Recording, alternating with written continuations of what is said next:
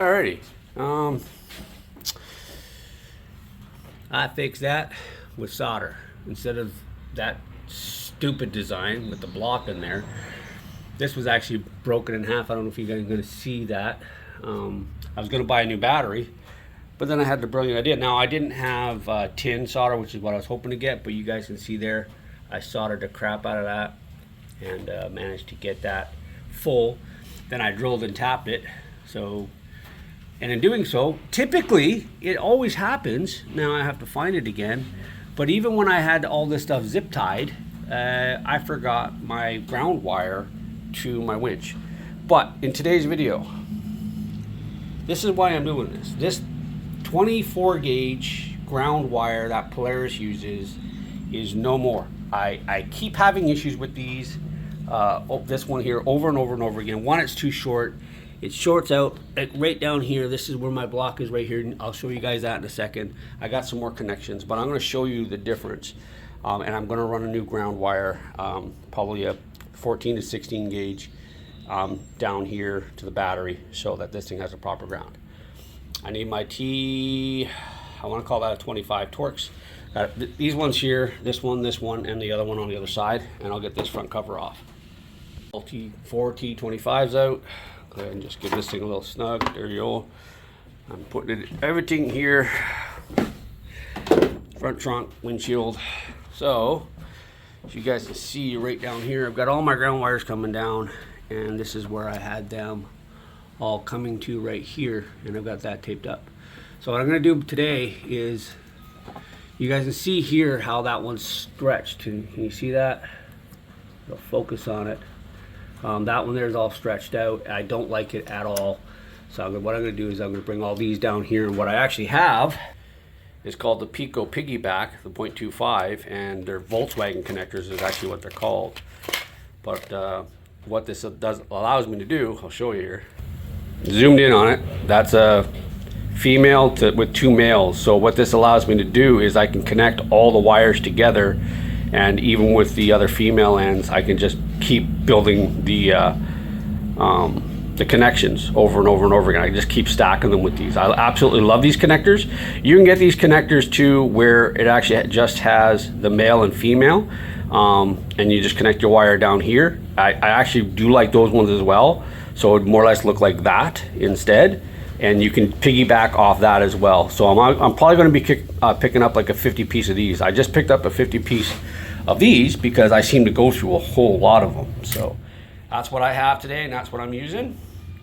So we'll get to this.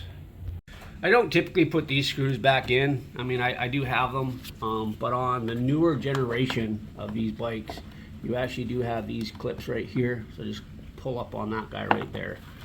And we can get this out, because I'm going to need to get that out, because that's actually what holds this in with those two screws. So go ahead and just pop that off. Again, I'm just going to put it over here.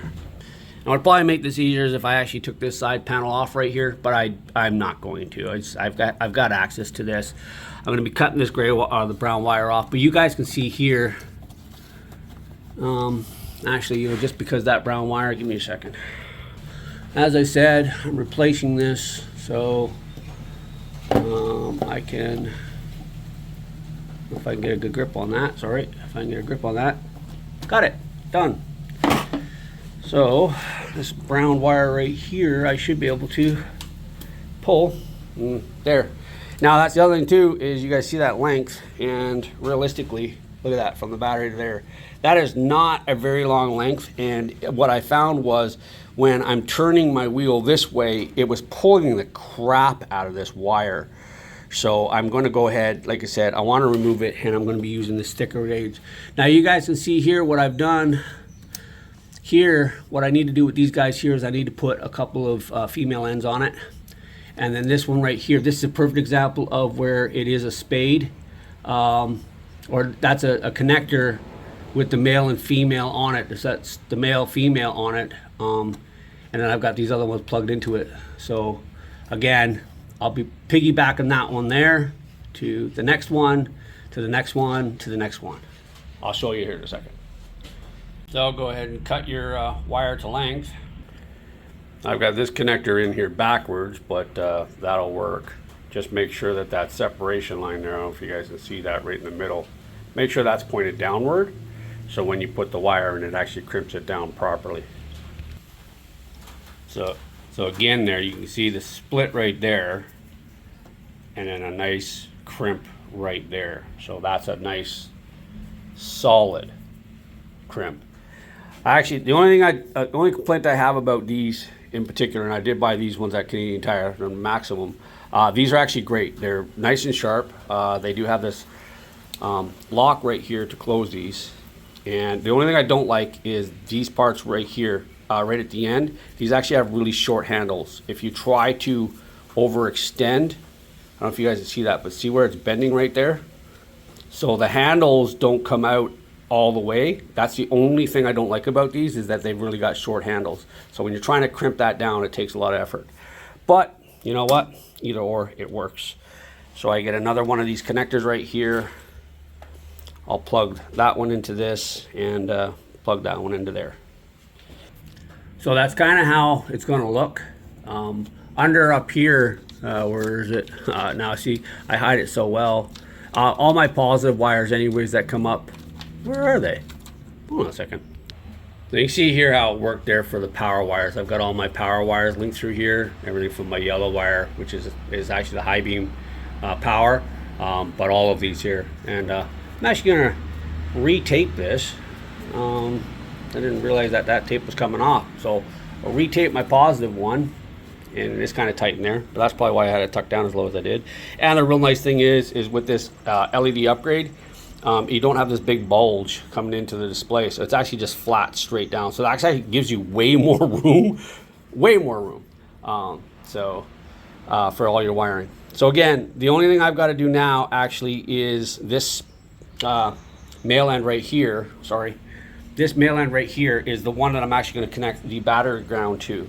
So now I'm going to make a wire a little longer than this one here, and then reconnect this all up.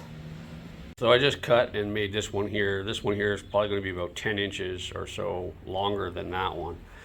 So now I'm going to go ahead and pull this ground wire, or this ground plug here, off, find my winch ground so my winch works, get that all hooked back up, and I'm hoping that this 14 to 16 gauge, I'm hoping that screw will go through there, which I'm pretty sure it will. Then I'll just kind of run my wire up to here and get it in there, and then plug all this stuff, hide it all back up in behind here, where, like I said, there's tons of room with the LED. All right, so she's done. Negative block right there. I actually got all these wires here off of the battery, and so now the battery's only got a couple on here, and I just round a piggyback down to here, so make a negative post down here, so there isn't 400 friggin' connections on this, and this bolt actually goes in, or screw goes in further into what I've repaired here, and doing so that it's actually a lot tighter than what it was. So I've got that there. This light right here on that side, that rock light, isn't working right now, as you guys can see. If I flick this light on, that one there, all my rock lights come on. And that side over there, you can just see the hue. That one there stopped working, so I'm gonna have to replace that. So what sucks about that is I'm not gonna have my rock lights for a while. If I turn my key on, front light works. That's that light. My reverse light, work light, that one's now working. And the biggest one that I really wanted to get on here once everything's on is this one right here, which is my plow lights.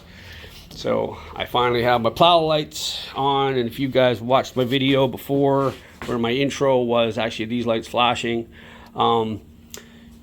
yeah, lumens.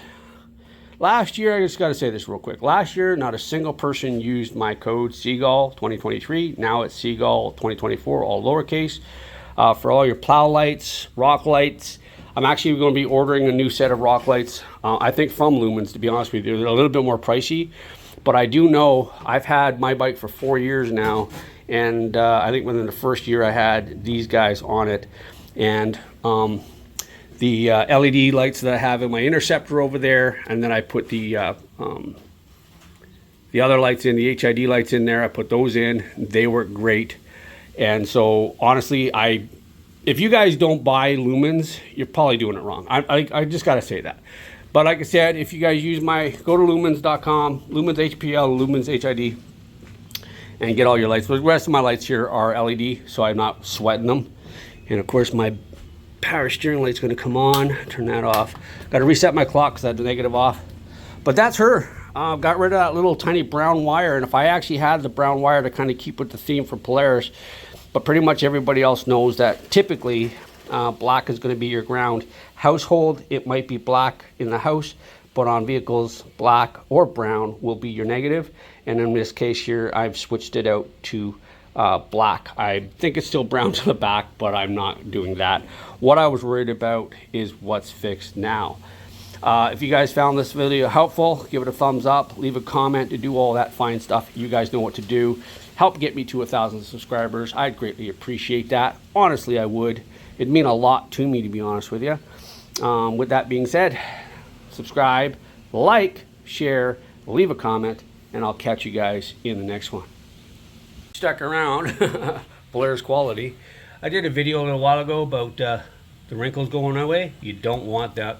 Anyways, this thing's been stored inside, out of the weather, for its entire life. I've never had this thing parked outside in the weather. Look at that. Look at that. Especially that one. And this one here really surprised me. You know, you got that one going. This bike isn't even 4 years old yet. And not real sure how I feel about that faux leather, especially that thing being as expensive as it is. That's kind of a kick in the teeth, to be honest with you. But no, I don't know at what point that'll get to the point where it actually does bug me. It does bother me, especially for a bike, like I said, that's not even 4 years old, stored inside. So I'll see what happens with that. Anyways, thanks for watching.